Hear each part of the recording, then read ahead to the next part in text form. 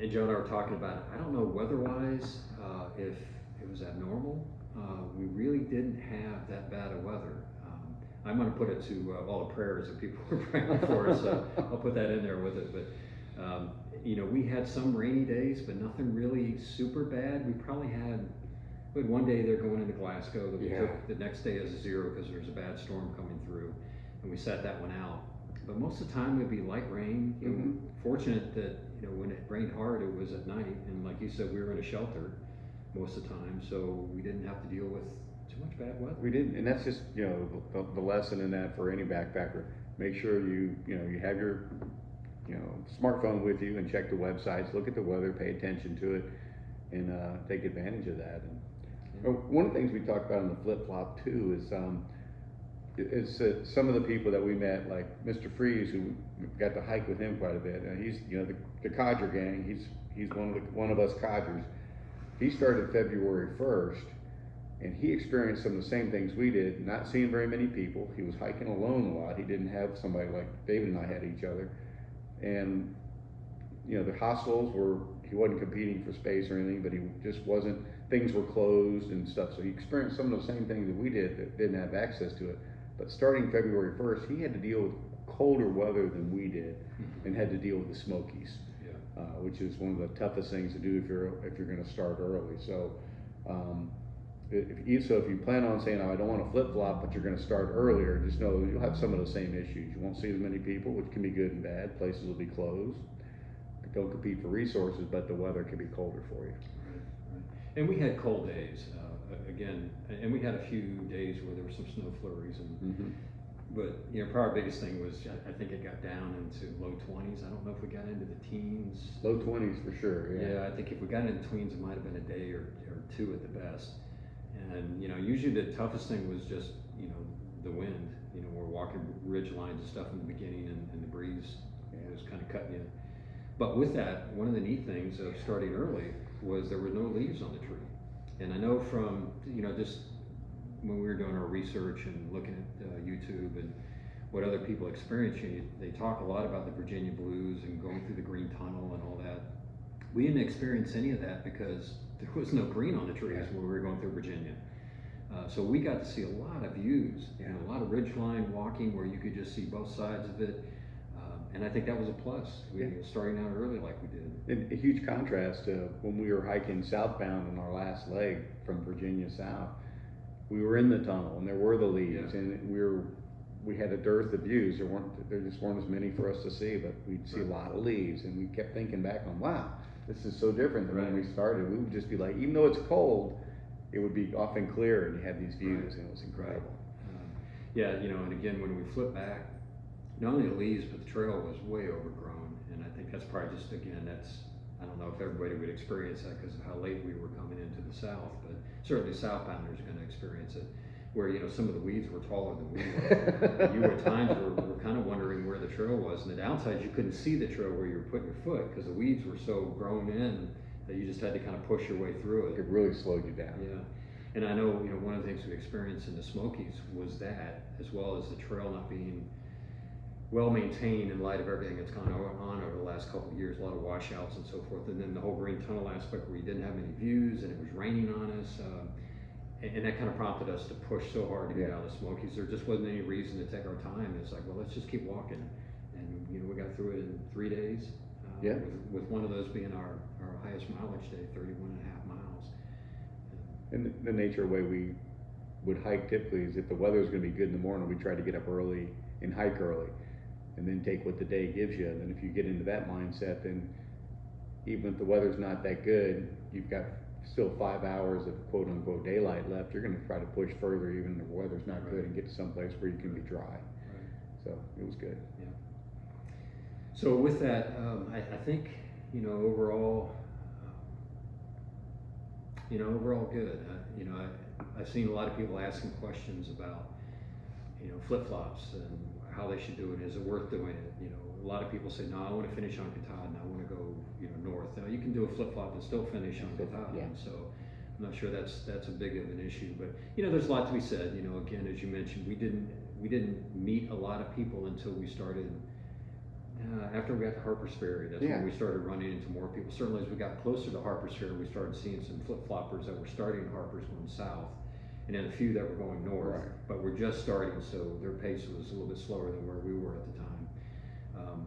But prior to that, we saw section hikers, we saw some day hikers, and so we missed out a little bit. Yeah. It was kind of neat when we started running into folks like Mr. Freeze and others that, you had a lot of just things in common. It was kind of cool to Smiles and Link and some of these Yeah. folks, then you start Yeah. hearing the stories of, not so much, and other folks that are around you, Captain Jack, and all of a sudden so then you start to feel, at times maybe we had a tramway. Our tramway was really the two of us and Mr. Freeze, but we Yeah. had, in Black Bear, we Yeah. ended up with Duke of the Trail and, Big Spoon and some Yeah. folks, but, we kept hearing of these people around us, and then ultimately you start running into them as you get closer to the end, there's Yeah. more people. With that, it's kind of neat. Probably most people are aware, but each shelter has a register, basically a notepad that you can write notes in it.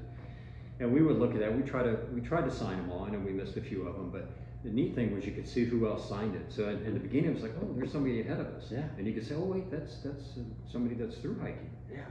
And then eventually you would see the person, like Mr. Freeze, and not so much as like, oh hey, I've been seeing you in the logbook.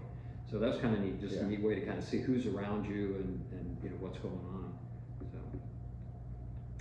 So probably, one of the things, lessons learned, I guess. What have we learned, or as a part of that, what will we do different as we go forward? Yeah, I think, one of the things that I always learn is you learn from your mistakes, and it's your scar tissue that teaches you those things. And I think most of our lessons learned that a lot of people might experience actually during your through hike, we got most of those out of the way on our section hikes, because we did so many section hikes together on the AT, and we had our shakedown in the winter. A lot of the things that might have been more impactful to us, we kind of gotten that stuff out of the way. Fortunately, our shakedown hike in the winter, it was pretty eventful. I know we've talked about it before with the snow and everything else, and that really taught us some things that we needed to know that we weren't really prepared for. And what's interesting though is then we prepared for them and got out on our through hike, and we didn't encounter it again, but we were ready for it. One of the things, I don't know if we talked about it when we kind of gave an overview of our flip-flop, but we said it before in some of the videos that we had section hiked all the way up to Partnership Shelter over the last 4 or 5 years. And so when we got to Katahdin, we had a true celebration of the fact that we had just hiked the whole AT. You could say a section hiked the whole AT. And then again, when we flipped back and went to Springer, we celebrated the fact that we through hiked. So we got 2 celebrations. Yeah. And so that was kind of cool, because it's not like, we got to Katahdin, it's like, ooh, big deal, we're not done. Well, we were done, because the fact that we had finished a section hike, of the whole AT. The whole thing, yeah. So that was kind of special for us.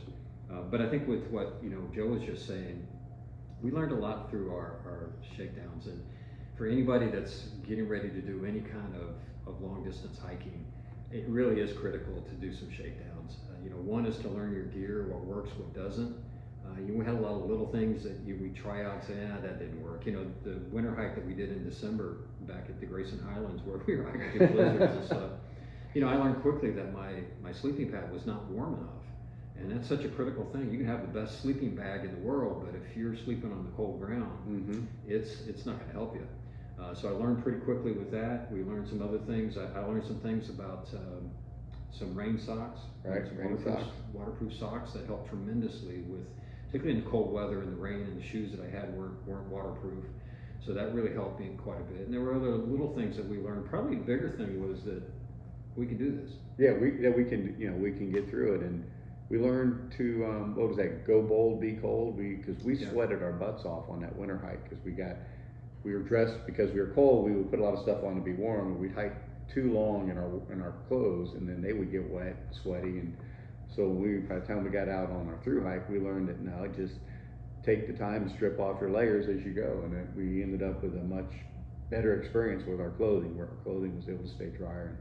And I guess for me, the worst thing I had to deal with is I had a quilt that I took on the through hike, and it was a 20 degree quilt, but if you read the fine print, it was not necessarily rated at comfort level for 20 degrees. So I probably should have gotten a 0 degree, would have been another maybe 6 ounces, and I probably would have been fine. But I managed to get through it. I just layered up and dealt with it. So you can get through those things as long as you're not too far off the needle. Right. I did all right. You know what Joe said of be bold, start cold, was a big thing. Mm-hmm. You know, because it's, you know, you literally would, I don't know, for me, and I think same for Joe, is you would, before you started hiking, you would take off your jacket. You know, you might be there in the morning, you know, kind of shivering, and you put your puffy on and say, okay, I'm feeling okay. But you didn't want to start with that. You wanted to start as thinly as you could, and, you know, because you know you're going to generate some heat. And with that, the other thing was that we learned was, if you can make sure that you position yourself that where the next day you're going to be doing an uphill right off the bat. Yeah. Just so you can warm up pretty quick. And I had seen that in some other people's videos and comments, you know, after we had, you know, did our December hike. It's like, okay, that makes a lot of sense, because when it was cold and when you got going in the morning, you wanted to move quick and you wanted to get out the door and you wanted to warm up as fast as you can. And the only way to do it, again, being bold and going cold, was to generate some body heat as fast as you could. Yeah, and it's where a lot of times you would, in your mind, man, we're gonna have to go up the hill in the morning if it's cold. And the last thing you're doing is maybe you're pulling off your shell or one of your outer layers and you're packing it away, and immediately you're cold. You're pretty happy you're going uphill. Yeah. You're like, yeah, let's get going. Yeah. And it warms you up so fast, and you're comfortable again. Right. And it's almost kind of one of those trade-off motivational things. It's like, oh, I got to go up this steep hill, but hey, I'm going to be warm. Yeah. So it's kind of, I don't mind this. This is good. Yeah. So the other thing that we did, and this was a big thing for Joe and I, is starting slow. You know, one of the things when we did all our shakedown hikes and section hikes, we were terrible at, you know, most of the time section hikes, I think we would usually do maybe a week, 8 days, something, we can have something like that. But you knew it was a section hike, so it's kind of like, you know, if we pushed the miles, and we did 20 today, we could get to the end in a beer and a beverage faster. But of course, you know, at the end of that section hike, you're beat. Yeah, you're beat. You go home and you're tired and you're, oh man, that hurt. But you know, but you're done. You're done. Yeah. So we had to keep telling. It's almost like every morning it's like, okay, Joe, we're going slow. You know, when we did our plan, it's kind of like, okay, we're only going to do, I think the first week we averaged like 7.5 miles a day, which for us was like, wow. Yeah. Well, part of that too is that the actual calendar day, the first day was only 7 miles. Right.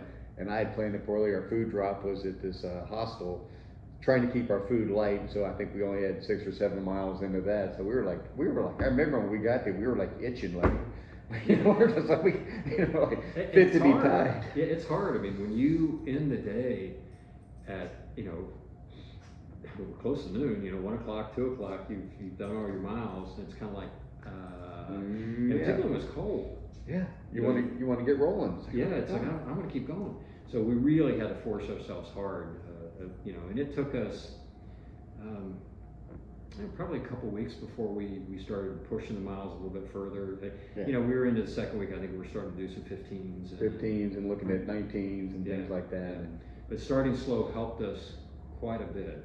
And that's, listen, and, you know, forcing yourself to go slower. That's some of the things I'd read too, is even for the daily routine, after you do your first hour, you know, you take a break and then go ahead and stretch again and everything else. We didn't get that religious on that. If we sat for too long, we'd stretch, but it's so important to go slow and then listen to your body, because no matter what your speed is, what is your body telling you?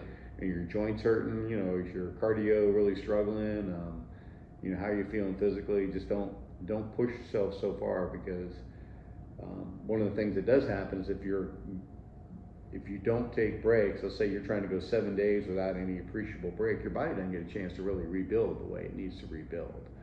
So you can't go too hard, too quickly. And as much as we sound like we had it all figured out, we didn't. We started out pretty slow, but then we started pushing it a little bit. We got a little bit cocky, I don't want to say cocky, but we were feeling pretty good then. We were losing weight and stuff. So, yeah, we can do this now. And, you know, I think as you saw in some of our videos, we started battling shin splints. You know, Joe started out with his, and I think right on the roller coaster a little bit before that. And then mine started hitting hard right there at Harper's Ferry. And, you know, again, part of it was because, one, we knew we should be stretching. We weren't doing it religiously. And then two, we were pushing some. I think the 1 week we had, maybe prior to all that happening, we averaged about 20 miles a day for the whole week. So it's about 140 miles we did. And then we realized, our body can't do this. Right. You know, and that's when we started having some shin splints. And you know, the smartest thing we did, though, and getting back to listening to your body, was that we took it to heart and we backed off the miles. Yeah. And I think this is where it was probably good when you're hiking with somebody else, and for Joe and I, we could just kind of keep each other in check. Keep each other honest on that, you know, because sometimes you want to man up and think you can go do it, and the other person, you need to look the other person in the eye and have them tell you, no, you can't do it, or you can, or whatever. Yeah. Well, and then, you know, being respectful of the fact that, okay, I feel good, but you don't. Yeah. And so we gotta, you know, we're in it together. So, you know, if you're not doing good, then we slow down. If I'm not doing good, you slow down. And then that worked. I think if you were, I know for me, I'm kind of a goal-oriented person. If I'd have done this by myself, it would have been just boom, boom, boom, boom, boom, and I would have gotten in trouble. I probably would have hurt myself to the point where you had to get off.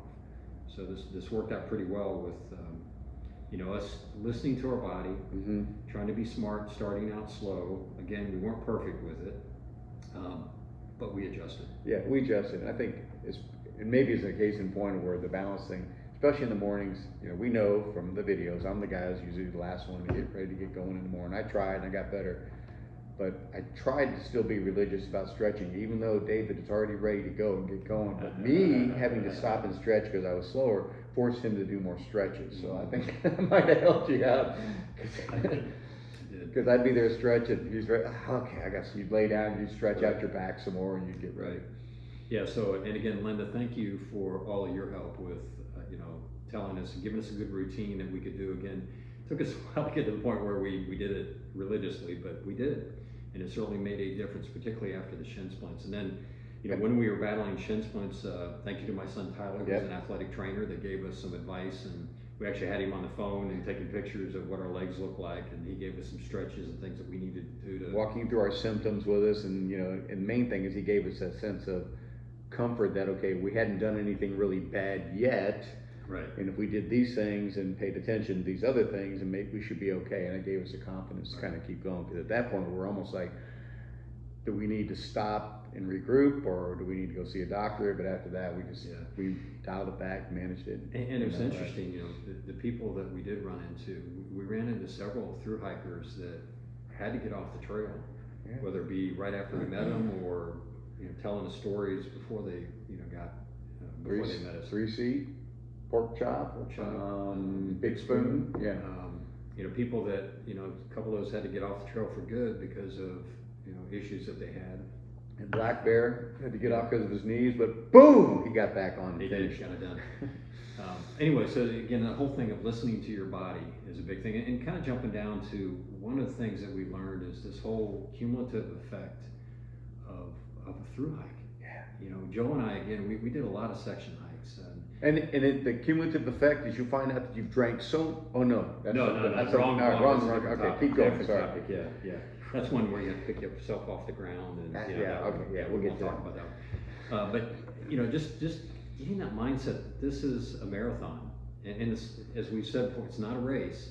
So that analogy is kind of it's a marathon, not a sprint, but it's not really a race. But the thing is, you've got to treat it in a manner that you can get to the end. Because again, our mentality before was section hiking, and it's a week. We can push it, and you know, we'll get to that restaurant, and we'll get that extra beer, and we're going to be hurting and hard to walk, you know, when we get out of the car. But hey, we got, you know, we're done. It took us, you know, a change in mindset just to think in different terms, and then even with that said, is toward the end, you could feel it. You know, even you know, Joe and I were comparing notes today. Our feet are still not where they need to be, and we've been off the trail almost 4 weeks now. We had a 4-week break after Katahdin. Got back on the trail 4 weeks, and we've been off for 4 weeks, and we're both still hurt. Yeah. I was at the orthopedic guy today. I finally got in to see him, and for a shoulder, but that was not really related to the trail per se. It's just the old guy falling down. But my feet still, if I'm barefoot walking around the house, my feet hurt, and it's just gonna take a while. You have to get over it. Takes its toll. It does. And again, just not realizing that whole, again, cumulative effect of the wear and tear on your body. You know, certainly it was really fun when we got our trail legs. I think it was about 3 or 4 weeks before we really started hitting it. And we really felt them strong here when we did this southern section. It took us roughly about a week and I don't even say a full week to kind of get back to where we were when we got into Katahdin. But then with the trail being the way it was, and everything, we were flying and feeling great. But it's just flashing back. We had some times though, it really was fun where when you did have your trail legs and the trail was there for you and the weather's good and everything else, to just be taking off. And Dave's like, I think I'm gonna go. You go, all right, we'll catch up with you. Well, I remember in the 100-mile wilderness, and I don't know, I was going into Able Bridge, whatever it was. Joe's like, I'm feeling it, I'm gone. I always said his happy feet. Oh, Joe's got his happy feet. And he was, I couldn't even come close to keep us. I think I saw him, he's up there somewhere. But when you're feeling it and the trail gives it to you, and it's really fun. It's like feeling like you're a kid again, and you can get all the pieces moving and the feet are sticking where they need to. It can be a lot of fun. Yeah. But again, the thing that we learned is that there is a cumulative effect, that even if you try hard to take care of yourself, it's going to add up. And you're going to feel the aches and pains and everything else that comes along with it. So you just have to be realistic with that. Yeah, you gotta listen, be realistic and listen to your body. Yeah. So kind of going back to shakedowns and section hikes, and you've probably heard this term before about packing your fears. And I think even though we knew that, I think we experienced it. Yeah, I think we did to a degree. What would you think were your fears that you packed the most? Probably cold. And it's probably Mr. Freeze probably can relate a little bit to this. Where, I had more stuff for my winter that I could have done without, but it was like, well, I'll take it just in case, And I guess realistic, based on what we had experienced in December, was realistic to say, yeah, I need this extra layer. But ultimately, I didn't need some of those extra layers for as long as I held them. Yeah, I think for me, it was probably maybe I had a little bit too much on my some clothing. I had a little bit too much, but I'd say always I had a little bit too much food. But I worked through that eventually. I was always afraid of running out of toilet paper. I never ran out of toilet paper on this trip. Yeah, there are other things that people might be proud about, but that's one Joe is really proud of. I never ran out of it. I didn't have to borrow, beg, or steal this time. That's good. I'm glad to hear that. Food is probably a good one. When we started out, like I said, we were planning to do some low mileage, and even though we did, there were some days we went a little bit further than what that day was supposed to. Anyways, we always had extra food. And I remember in the beginning, we'll make sure we have an extra day of food. Yeah. Just in case. Just in case. But at the end, it's like, when we got to resupply, if I had a bar left to eat, I was happy. Yeah, with the three of us together with Freeze, it was really interesting that last 3 weeks, because it was always like that. At the end, we'd be sitting there, like the last night or something like before we got to resupply. Well, how much food did you got left? And we might be sharing, somebody has a little bit too much or whatever, we'd be sharing around, and you'd get that last day going in and be, I got a Snicker bar left, or that last thing you didn't want to eat, you finally have to eat it. It was kind of. But it was like a badge of courage to come in there with an empty food bag. But it also kind of leads into the thing that one of the things that I had with our section hike stuff, you never really get to experience what resupplying is all about to the full extent. I mean, I had section hikes where I would resupply in the middle of it, but going into this hike was the one thing I really didn't feel comfortable about, because we really hadn't experienced enough of it. Of saying, are we going to be able to resupply? How are we going to resupply? That kind of stuff. So in the beginning was that extra food thing to try to help compensate for some of that. Yep. And then eventually you realize you're never that far, at least on the AT, you're never that far from a resupply, the ability to resupply or get off the trail. Okay. And so, getting back to at the end of that segment, going to might have a bar left or whatever, didn't really freak me out. In the beginning it would have. Yeah. And at the end it's like, okay. Yeah. And even to the point, if you had to, most of the time it would be, if it was anything, it would be the night before you're really kind of scrounging a little bit. And so the next day, most of the time we had short days. We try to plan it to where we have some Euros going into our resupply point. So worst case, I didn't eat as good that morning or that lunch, but knowing I'm going to be in town and it's okay. Wasn't that big a deal. And you got to where your confidence was such that you started trying to plow through your food as quick as you could on your sections, so that you didn't carry that weight. So before you used to try to maybe ration it. No, not anymore. Then it was you just kept seeing, all right, I'm going to eat as much as I can and try to get that food out of your pack quickly. But it did get to be where just wasn't a worry anymore. You worried more about carrying too much Yeah. than about not carrying enough. And you worried more about, hey, I want to eat this so I can get rid of the weight. Yeah. And we had fun then, realizing that you just start getting a little bit creative with what you eat and what you buy based upon what's available, and knowing that just try to find a balance of the proteins, the carbs, and the fats. Try to find a balance. And there were times when we carried bread or we carried sandwiches from our resupply, whatever we could throw in our pack, and that became less of a concern. But I was really worried about that when our trip started out. But as it went on, it's like, no, we'll figure it out. Yeah, and that kind of also leads into the whole, how do you manage thinking that you're going to hike roughly 2,200 miles? And in the beginning, I can remember, wow, 2,200 miles, just being kind of wrapped on that number. But what we learned that you had to break it down into, I guess, little segments that you could manage. Certainly we talked about, hey, we just hiked 100 miles, or we just crossed the 700 mile mark, or we did. So those little milestones helped a lot. But it came down to, we kind of broke it into our resupply segments. Yeah. It's like, okay, well, we got 4 days and we're going to be here. So you talked in the terms, okay, well, what are you going to do in those 4 days? It wasn't I got 2,200 miles. Yep. It really, I don't remember ever really getting that focused on the end until we got closer. When we were under 500, then it seemed to be, we only got 500 left. Yeah, because you always were kind of glancing a little bit ahead to see what's going on. But if you always knew whenever you start out on a segment, you knew where you had to end up for your next resupply, and then you already thought through, okay, when I get there, where do I think my next one's going to be? Even though you maybe have not drilled into all the details, but you had a pretty good sense. So you almost had this 10-day to 2-week kind of rolling window that you were thinking about, always locked in on the next 5 days, generally, but 10 days to 2 weeks, you always kind of had this rolling thing. But it took away having to worry about the other stuff. It was always hanging in the back of your mind, or in the back of your spreadsheet, but it just simplified it, because you look at what's right here, and then you take it that next step further, and then so you're really, every day you're looking at just what you got to do that day, and every moment you're looking at where's that next foot going to land. Just sort of it's don't eat the elephant all the time. Exactly. And I talked about milestones were kind of important, but also there were things along the way that we knew we wanted to do. Places we wanted to stop. I remember the Brushy Mountain Outpost and burger. Hey, okay, we got this day. It's gonna be tomorrow. We're gonna be able to stop and get this hamburger, and so little things like that kind of kept you focused on the day and the moment, or at least in relatively short terms.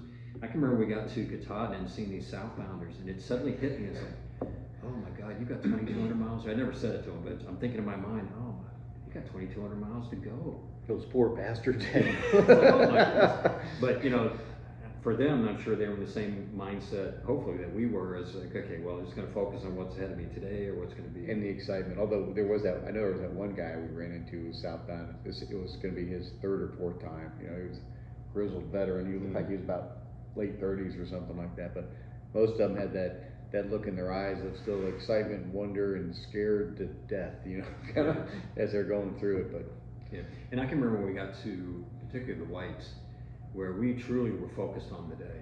I mean, again, you saw in our videos that's the one area that, over the years, everybody's kind of said, oh, the Whites are tough, they'll kill you, da-da-da-da-da. So when we got there, it was like, oh boy. But you just focused on the day. Okay, what are we gonna do today? Well, we gotta go up this tough mountain and come down this, okay. And it was tough, and at the end of the day, you go, yeah, we did it. And you get it done. And then I guess that one point in there is, no matter what your plans are for that day, that week, or whatever it is, you need to be flexible. Because you don't know what's going to get handed you at any point in time, whether it's maybe a minor injury, the condition of the trail, change in the weather, or maybe it's coming across some way that you want to help on the trail, which changes your plans. It's just be extremely flexible and realize that your plans are just plans. Just whatever comes your way, make good decisions around what those are. And that's something I think we got kind of pretty good at, is to where, oh, that's the way it is. Okay, then this is what we do. We usually had like a plan A and B and C, sometimes D and E, where it's like, okay, we want to get to this spot. Don't know if we can do it. We're not sure if the weather would look like it was going to be iffy that day, or there were some big climbs we weren't sure if we could make it. Okay, we're going to evaluate it when we get to this point, and if we don't think we got it, we're gonna stop right there. Yeah. If we do, then we'll push on. So we always kind of thought through it to say, okay, what are we gonna do? Particularly in the areas where you can't just stop and camp, you know, particularly the whites and some of the other states up there where you had to hike, or excuse me, you had to camp in designated areas. You need to really focus on those spots so that you can make a decision when we got to those spots. Yeah, and it would be interesting because it swung different ways from either of us, depending on what, there'd be times we get to a certain point and we say, okay, well, what do we want to do here? And it'd be sometimes David would be like, all right, let's keep going, and I don't want to, or we get to the same point and he'd say, well, maybe you just ought to stay here, and I'd be like, hey, let's keep going. It just, just depends on how you feel and what's going on, and even those decisions don't always work out great. I remember at one time after we'd been to one of the delis or something, we got to that one point, maybe we just ought to camp here. I'm like, no, let's keep going. And about an hour later, we're both like, wow, man, why did we do that? What were we thinking? Yeah. But with that, sorry. Yeah, just be flexible. Yeah, and with that is being realistic with mileage. This kind of gets back to, starting slow, all those kind of things. But certainly as we got up toward, New England area, was just really being realistic. Again, we would look at things, what we quickly learned, we use gut hooks, when you look at that, hey, look how flat this is, it's a low, it looks like we can do a lot of miles, and well, we quickly realized that's only one part of the thing. The other's like Pennsylvania, where you got, a lot of rocks at the last part of Pennsylvania where you can't make good time. Yeah. So it may look like you could do 20, but you're not gonna do 20, based on that. And then the other thing, and Joe was really good at this, where we look at the stuff, and I might be, like we're gonna do 20 tomorrow. Well, David, we've got 6,000 feet in ascent and another 5,000 in descent. It's like, and it's like, 11% average grade for this whole thing. He just looks at me like, shut up. But it's all those things you balance together to help decide what, at least it helps you develop a plan A. Right. And then you see what it gives you, because it could be all those things, a lot of ascent, a lot of descent, and the grade could be bad, but the trail might be great. Right. And you can get a good cadence going. We had some of those too. Yeah. Like, wow, that was not bad. Yeah, particularly here in the South, where we had some climbs, coming up out of Unicoi and Tenacity Gap or whatever, and all those things. But the trail was so good that it's like, oh, we can push through this. But it's interesting, just as we were learning, what did it really mean? I mean, you look at it and say you've got 5,000 ascent and 4,000 descent. Okay, all right, is that good or bad? We quickly learned where those limits were, and again, based on what we knew of the terrain or what the grade was going to be, we quickly could realize, say, no, we're only going to be able to do this much. A good example for us is when we did Mahoosuc Notch and Mahoosuc Arm, as Joe likes to call it. We knew at that point, it's like, we're not going to get very far. I think we planned like 9.5 miles that day. Yeah. And we were very, very realistic. Particularly the arm, where it was like, I don't know, 20 some odd percent, big boulders, all that kind of stuff. It's like, now let's be realistic with what we can and can't do. And that was a good day. I mean, we weren't trying to push something harder. We had a lot of fun going through the notch. The arm, Mahoosuc Arm was exactly what it was. Yeah. But if you manage your expectations better, then you don't put pressure on yourself trying to get through them, which is nice.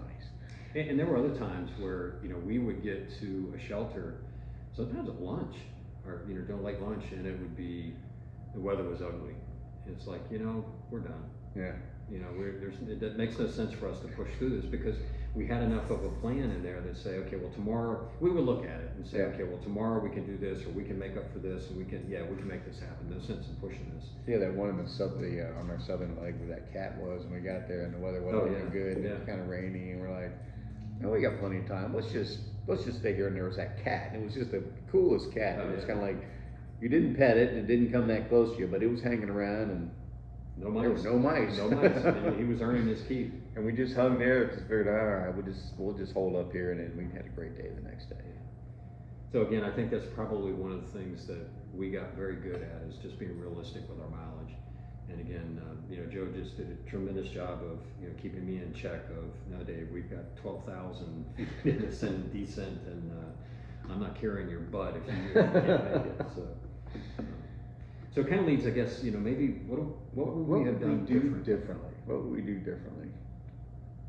Well, we can't take a motorized vehicle on the AT. And you couldn't carry a kegerator up with us. You couldn't carry a kegerator. Yeah.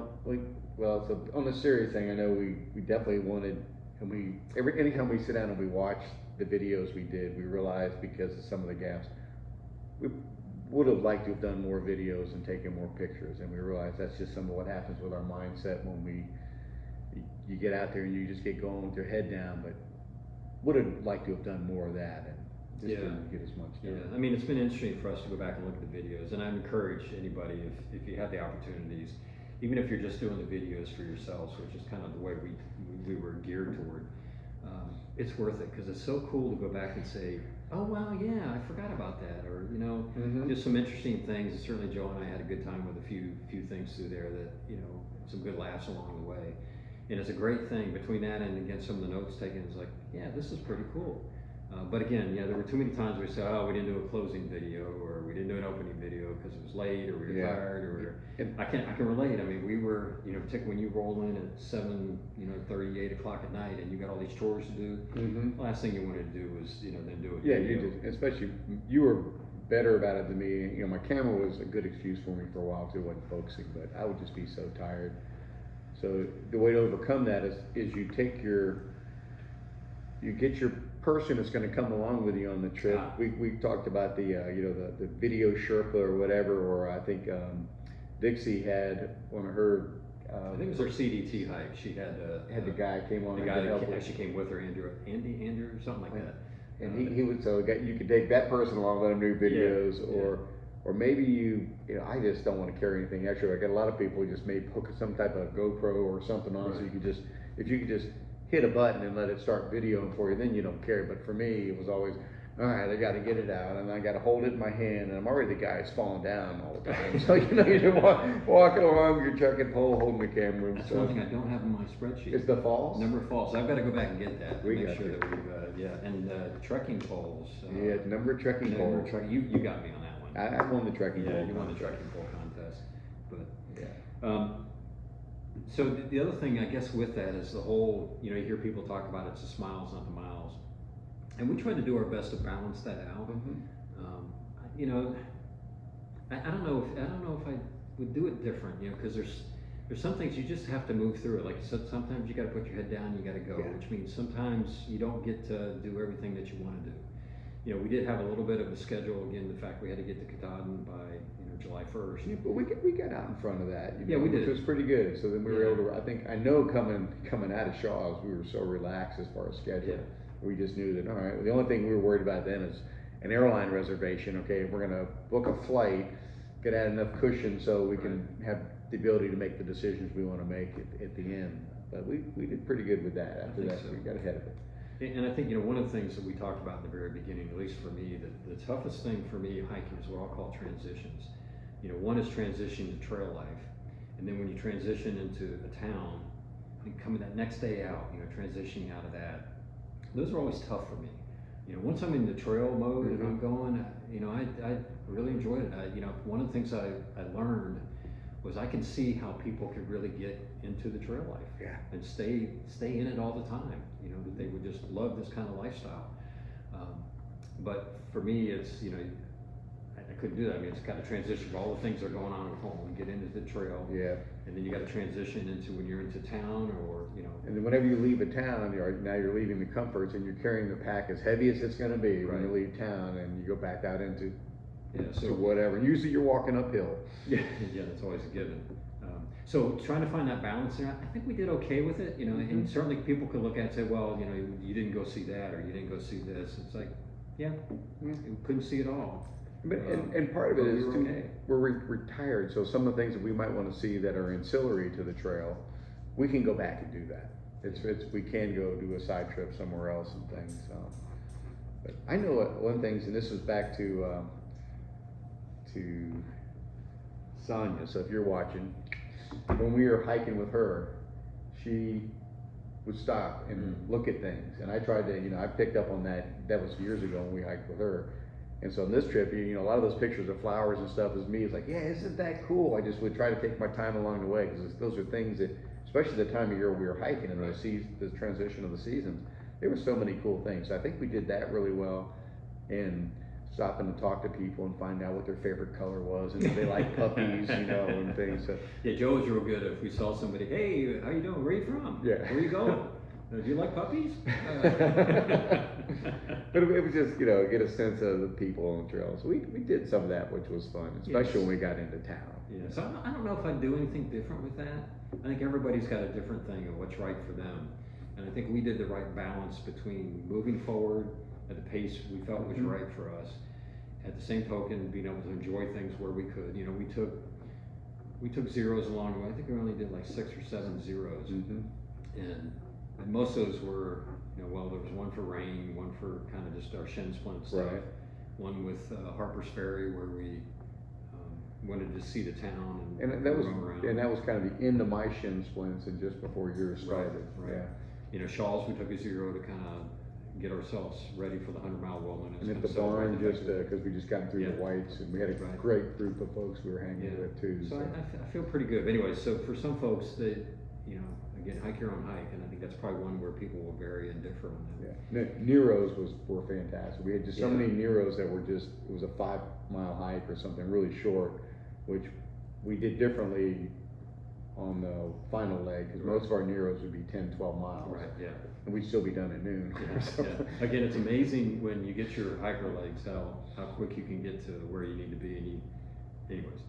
So probably one of the things was, we talked about weight versus comfort. Trying to find that balance between the weight that you're carrying and the comfort level that's right for you. Yeah, and I worked at, being retired, I spent some money to try, changed out my sleeping bag system last year and changed my tent system out last year, and so I got it down for things were lower, but there were still some things that I just never could quite figure out to get exactly dialed in. But by the time we were done, I think I was pretty happy. I think my bag weight for the warm weather coming down, if you will look at it for the base weight, was about 15. And it was like, man, that's pretty good. Now, granted, the 15 means there's, my bug repellent bottle's empty, my, I'll say all these things that are part of the base are empty. But I finally got to where it was pretty good. But trying to find that balance is really hard. And I alluded earlier to where I maybe wasn't warm enough with my sleeping system when we started out in the beginning when it was cold, and that was me trying to worry too much about weight and maybe compromising more than I should have on the weight, or leaning towards weight versus comfort. But real important for any individuals, because if you can minimize your weight and still be comfortable and have the things you want, then it's going to help you do the miles that you want to go get done. Right. Yeah, I agree. And again, talking before about cumulative effect, you don't realize, again, when you're in that section hiking mode, carrying 35 pounds, not a big deal. But when you're doing 2,200 miles, that kind of weighs on you. Pun intended.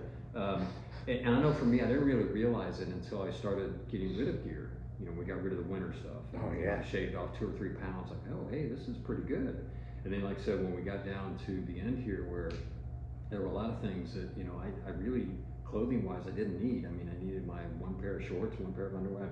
So, and certainly, I held on to things too long, like my micro spikes and some of my warm weather or cold weather gear and all that.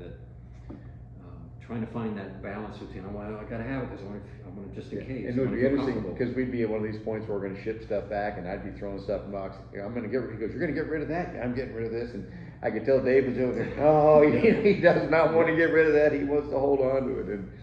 But it was just I started getting to where I was ready to start offloading stuff as much as I could. But I did carry 3 trekking poles for quite a while. He did. Yeah. He did. Pack your fears. Pack your fears. Second trail name. So, so I think trying to find that balance, and I don't, my base weight was probably around 19-ish there at the end, but, I was at a point where I'm going to have to spend some money. My pack, I've got an Osprey, and it's been a great pack because it was carried everything comfortably, but it's also worn. It's got holes in it. So good news is that I'll probably end up having I do have a reason to buy a new pack. Yeah. But between that and my tent, I'm very happy with my tent. But it's almost a 3-pound tent versus a 20 ounce. Yeah, mine's like 26 ounces or something like that. Yeah, so like a pound and a half. So there's big things to be saved, but also in there is again trying to find what are you comfortable with. And there's some things I'll say, I'll carry the extra weight. Yeah. But anyways, it was an interesting dynamic as we did all these section heights and we tried to tweak stuff. We had our spreadsheets with everything. One of the things with that is, also it was kind of like, I stopped paying attention to some of the way, oh yeah, I'll carry that extra tube of toothpaste, or I'll carry the, extra, whatever it is. Yeah, it's okay. I'll carry the extra fuel canister, for a little bit further, even though I know it's going to run out tomorrow, but I could have thrown it away today. So some things weren't as critical to me anymore. Right. It's like, yeah, okay, whatever. But I found the things I like to carry of extra towards the very end were socks. I had the Injinjis I'd wear, and I had two others that I carried, and so I'd sleep in one, and one's a backup, and then the other one I'd wear with my Darn Toughs, and then I also had my sealskin. So I guess I had a lot of socks, but it just it was just one of those things that I liked at some point. Yeah. It's like, oh yeah, dry pair of socks this morning, especially when it's the last day when you're getting ready to go into your resupply at hostel. Yeah, I'm gonna put on everything I'm wearing. It's going to be dry today. Yeah. So again, it's another one of those that, you do what's right for you, and there are the comfort items that people want. So be it. Yeah, well, it's probably a good time we ought to give some thanks to the Yeah, folks that helped us out along the way. Yeah, because You're about out of beer. Out of beer. So I'm I there think with we're you. going to have to come close to wrapping it up here, but we don't want to wrap this up without taking the time to thank the people that really made a difference for us, and probably first and foremost are our wives. Yeah. The fact that they put up with the fact that we were gone for a little over 5 months. I can't say enough. I know, both of them ended up having to take care of the house and do things that, they normally weren't, didn't have to do when we were around. So that's probably a big thing. Yeah, they held up, my wife held up the home front, taking care of everything. And then what was amazing for both of us, you pick up the phone and say, hey, could I get some help with? Oh yeah. Not like, hey, take a hike. Yeah, that's good. But they were so supportive. Resupplies. And to make it even more challenging is, during this, I think it was probably a month into it, my wife blew out her Achilles tendon. So she was laid up and couldn't drive or anything like that. So Joe's wife did a just incredible job with when we were having putting boxes together for some of our resupply point. She would go out and put my box together, buy the stuff and everything, and then ship it to me. And so that was just incredible. And she got to where she was so dialed into calories, weight, trying to vary the diet and stuff like that. We would often get these just surprises in the box. Yeah. Hey, well, I saw this and I looked at Right. the calories on it. Looks really high in protein, and maybe you all would like this. So we Yeah. get some interesting Yeah. discoveries that So way. just again, I can't say enough. And then certainly for my wife Christy doing all the editing and stuff on the videos, and based on what we were talking about before, we didn't make it easy, because it'd be like in the beginning we weren't even saying what day it was, what time it was.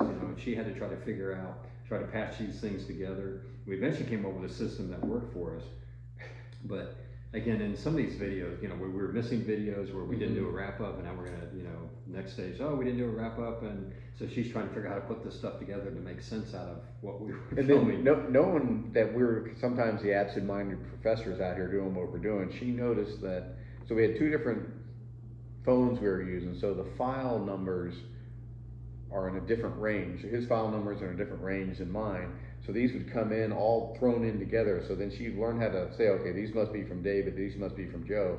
But then she noticed that numbers were missing in the sequence and saying, oh, they forgot to send me. So she was just really trying all these different ways to make sure we had it all dialed in, that we hadn't missed videos and things. And if there were, and we had a few videos missed, but most of them were our fault. Yeah, we just That we didn't send them. just didn't send them, or we just deleted them. Yeah, right. And then realized they weren't part of the numbering scheme anymore. So, but again, just the only way this would have worked and did work was the fact that we had a very supportive home front. Yeah. Because without that, there was no way. Or we could have added 20 days to our trip. Yeah. For editing and all those other right, things. Right. And we came to appreciate what it takes. And for the folks out there that YouTube and do their own editing and uploading, and God bless you, because we certainly appreciated that. The biggest thing is trying to get somewhere where you could upload stuff. Yeah, and they get there and you see some of the videos from these people that have done the blogging stuff. They talk about being at the hotel and the speeds are really slow, but they had to get in, they had to take their videos, they had to edit them, they had to compile them, do what they're going to do. Then they're trying to upload them. This is on their day off, and they're trying to get some sleep, and they go to bed at night hoping that maybe it uploaded and get up in the morning, it didn't upload. Yeah, yeah. So it adds a whole different dynamic and stress level to the trip. But again, what we said earlier, I wish we'd have done more. Yeah. I wish we'd have videotaped some more things, some more. You know, we tried hard not to videotape people, mainly because we didn't want to invade on anybody's privacy. And a few people, you know, we asked, or they asked us, "Hey, can I be on your video?" Yeah. Yeah, sure. Okay. But I wish we would have taken time for more people. We said, "Hey, would you mind?" You know, Yeah, get in video. get That's video. so much of the fun. With Yeah, because there's a lot of people that we met along the way that we don't have a good picture of, or we don't have a good video of, and I'd love to have had that I could remember. One of my favorites is it's you, me, Mr. Freeze, and Black Bear when we were in. Pine Hills. Was it Andover? Andover? Yeah. And we're all walking along, Yeah. going over to get something to eat, Right. and we're walking by, and the four of us, it was like, all I could think of was, for me, it's like this, the Clint Eastwood movie, and the four dudes walking along, you know, but we're just all walking along, and, you know, it's like, it just brought back that sense of fellowship and fun. Right. So then the other thing is the Trail Angels. Yeah. You know, in the beginning, we didn't have a lot of trail magic because of the fact that we started earlier. It was interesting. We ran into some people that normally did it. It's like, oh, you're kind of early. I usually start doing trail magic in another month. Yeah. But then we started getting some along the way. And it was, like it was one special one, Papa Joe Sokol, he gives me, he was our shuttle guy, but he also gives me his trekking pole after I broke a trekking pole, and I was going with only one pole at that time, and he took care of me. And was it Marlene? And, yeah, Marlene. And who's the guy? Dana, I think at Birch's campsite. They came in with the night before. Beer and pizza and everything else. It was great. And that was probably our best trail magic to that point. There were some special ones along the way. Butterfly Bob, an older gentleman that's probably in his 80s, a veteran that, he was just sitting there by the trailhead and saw us coming and, got out of his car and kind of made sure we came over and talked to him and gave us some Gatorade and a banana and Black Bear, he was also our hiking companion, but also at the end, he was the trail angel extraordinaire. And his parents and everything. But yeah, Black Bear, just incredible. Thank you. Thank you. You don't know. You're in our hearts forever, man. Yeah, you don't know how stressful it was when we were trying to figure out, okay, how are we going to get from Katahdin back to Bangor? And we had some options and stuff, but it's like, okay. And then, you heard the story where it didn't quite work out. We couldn't get a hold of him when we got on top of Katahdin due to the weather. And we had somebody else jumped in. Sweeper, yeah. Sweeper. And agreed to, take us to Millinocket. And this kind of also one of the things I don't think we talked about, but you hear the term "the trail provides." It's true. Yeah, it does. I can't count the number of times where we weren't sure about something, or again the trail angel stuff, or there at the end, just where it's like, oh wow, okay, well, this is taken care of. Yeah, we'll fix you up and we'll take care of that. And like, wow. Yeah, I mean your trekking pole, that Papa Joe gave you. Anyway, so it's pretty cool. It's pretty neat to see how people are willing to help other people out there. It's really focused on hiking and the trail. Yeah. And then the trail angel / hiking companion / probably the surprise of the trip was Mr. Freeze meeting us on the tail end of our journey and surprising us on the trail. It was just like, that blew us away. So it was amazing. And it was it was a great thing. Joe and I talked. Well, of course, Christy and Linda meeting us on the trail. We didn't expect them either. Right. Wow. But one of the things we talked about before is probably the negative side of us starting early like we did, is we didn't run into a lot of people. We never really had a chance to form a true trail family, until Mr. Freeze kind of joined up with us, because it's just Joe and I, which we did pretty good. We're still talking to each other. Yeah, we're still talking to each other, but I think I couldn't have done it alone either. I just wouldn't have. But it was kind of, so it was neat when Mr. Freeze joined us there in New Hampshire. That was the last 4 weeks, I think, that we kind of had our little tramley together, the Codger gang. And then, him surprising us on the back end here when we got to Springer, that was just incredible. Because Joe and I, you could look at the videos and look at looking at my notes and us trying to figure out, okay, how are we going to do this? And, where are we stopping? And, it was going to get a little bit challenging toward the end there of how we were going to make some of this work.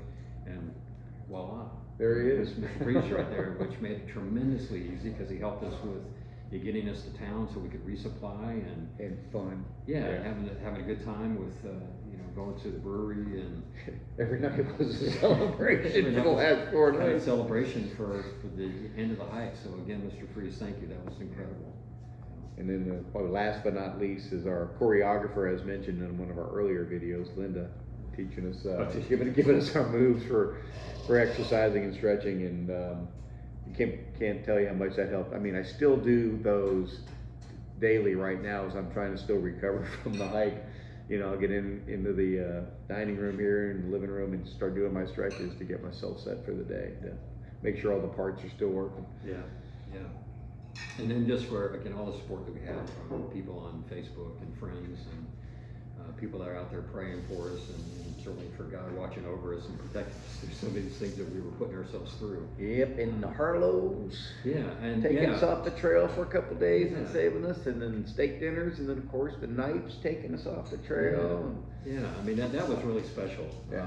It's one of those kind of, wow, just for, again, for those folks who knew Joe in the past. I certainly knew the Harlows in the past, didn't know the Spike or Knipes, yeah. Knipes.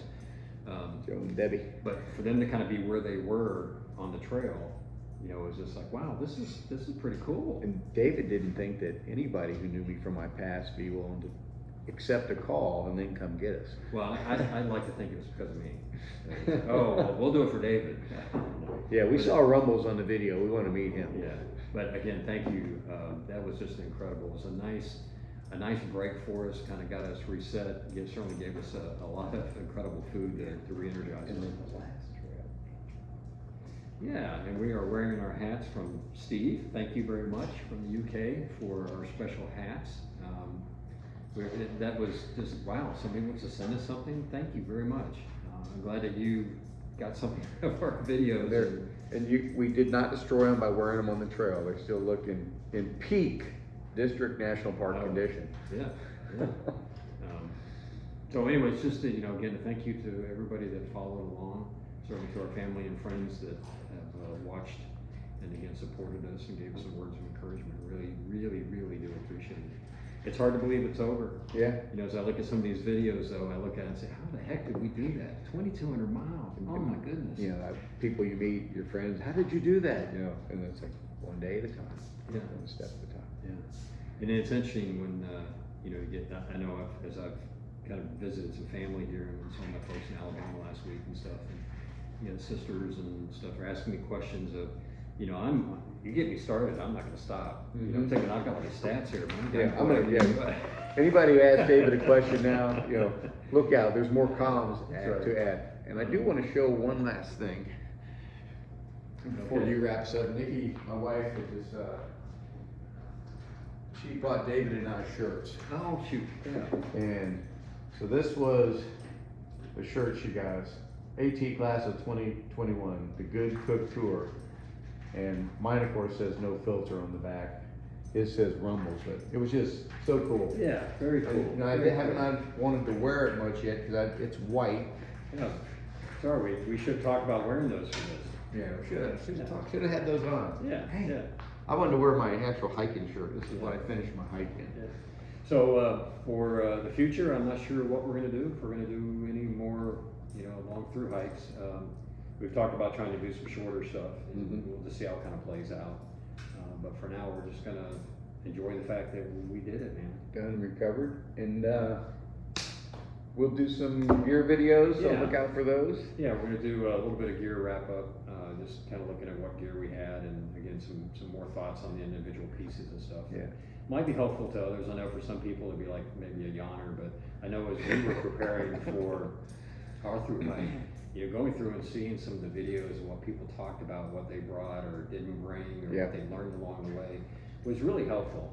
And again, for anybody out there starting out, you listen to some of the stuff, and some might be a good starting point. Might be, well, hey, I don't like that idea. Great, it's just kind of a starting point. What worked for one individual may not work for somebody else, but it gives you something to think about, and it may cause you to think through it and say, he didn't take it, but I'm going to take it, because I think for these reasons that are different than what this person said is the right reason for me. And so anyway, that was really helpful for me as we were planning the hike. and just kind of go back and look at what people did. I didn't get caught too much up in the base weight stuff, because people can really get lost on that, and they end up, cutting it down to, cut your toothbrush off, doing all these things. And Joe and I have talked about this, certainly with our section hikes that we've done over the years here in the South. We met a lot of people that ended up starting out with the wrong things, whether it be too much or they didn't have enough. I remember again one hiker we met in the Smokies where didn't have what he should have had, but was bragging about the fact, hey, my base weight's down around 10 pounds, but I don't have enough food. Do you have any food, or you got this or that? And it's like, well, wait a second, So anyways, you just got to be careful with how you do some of that. Yeah, it's definitely watching. There's so many great videos out there from these other bloggers. They go through the equipment, and the good ones definitely tell you that this is what they've chosen to do. Here's things you might want to consider. Do what's right for you, and then go out and do 5 or 6 days hiking, trying the different things, and you'll finally find what really works for you. Yeah. All right, well, we will leave it at that. This has been a long video, probably our longest one. Probably so. We'll see whether Christy wants to break this into 2 or not. But we'll leave it up to the editor to make those choices. Editors make those beyond our pay grade. But again, thank you very much for watching, and we will talk to you all later. We'll see you down the trail. Take it easy.